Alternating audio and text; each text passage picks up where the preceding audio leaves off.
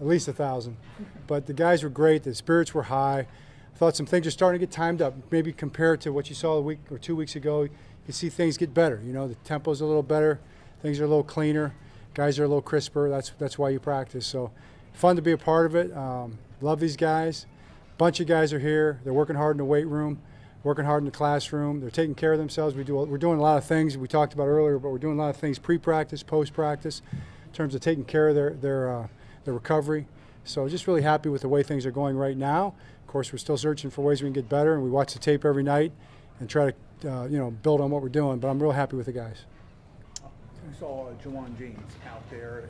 How has he been progressing from that Achilles? He's been doing good. I mean, I haven't really noticed the Achilles. We haven't done any power blocking. He hasn't had to move anybody off the ball yet. So, obviously that comes in training camp where the pads come on. But he's moving really well. He looks good. He's in great shape. Feel great about him. Morgan Moses has been out here. He was out here the first 2 days this week. You guys didn't see him. First day this week. He'll be back tomorrow. So he's doing really well. So I would say those two veteran tackles are major additions.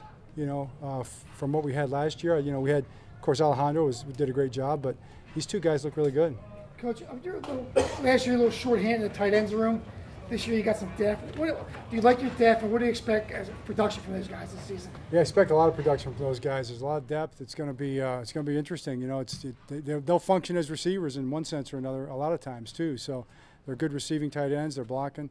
I'm excited to see them in the pads. Come on, they've looked good so far. All of them. You saw Josh Oliver. I don't know if he did anything today, but he had 2 massive catches in the red zone yesterday. Just great catches. So just top of my head, John, when we talked with the owners meeting, you mentioned about looking at the schedule, changing some things up and how you do things. As far as your OTAs, I mean, we've seen a couple sessions, but obviously we haven't been out here for a lot. How much has what you've done these last couple of weeks changed, and in what ways? Yeah, it's not dramatic in that sense. I mean, I think most of it's pre-practice, post-practice, and then in training camp you'll see a certain amount of ramping, which actually the league is mandating. So what we did for our first 6 days for the league. We've actually done it for the first 8 practice days, which will go through the first 12 practice days.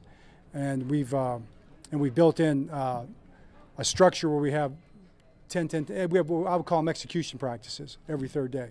So I would say that the format within practice in terms of the way we organize the practice and kind of build in some concept periods, which we've done in the past, and then which practices we stick in kind of as we go to give the guys a different type of a movement chain.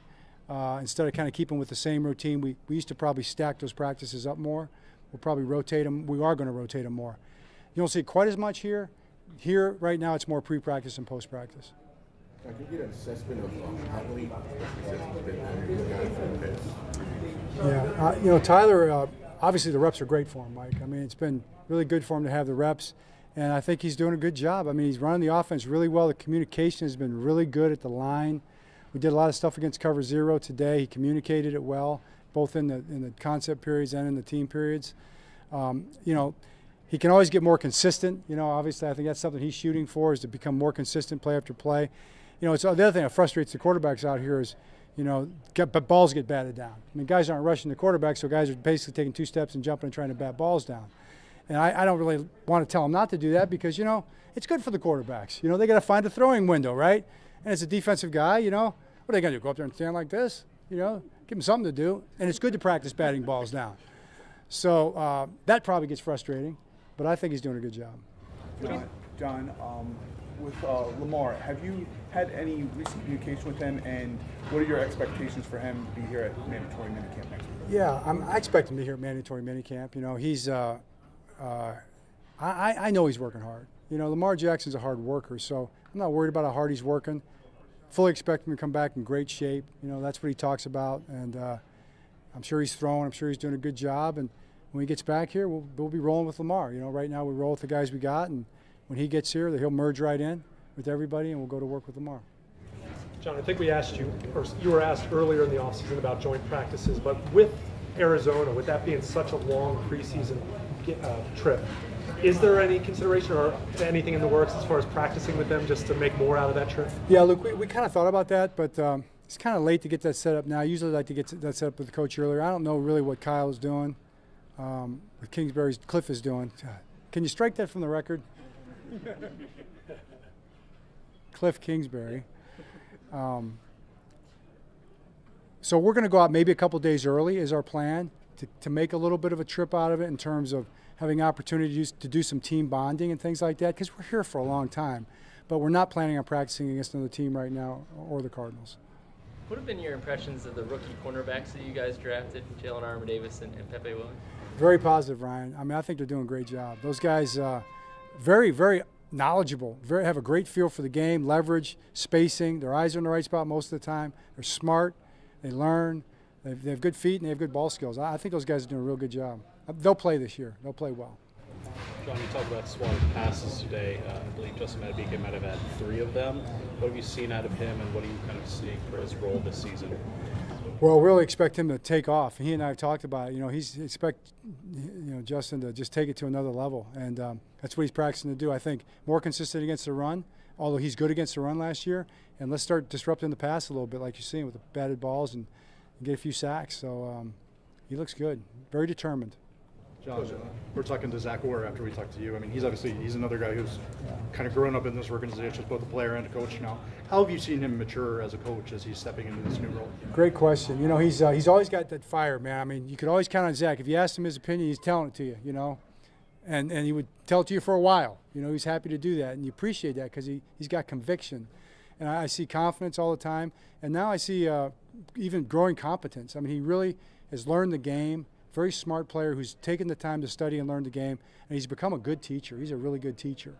And so he breaks things down well and presents it to the guys very well. He's doing a really good job. We do 2 more, guys. John, a couple people have said that Nick Boyle looks like a new man to them, and we're supposed to talk to him.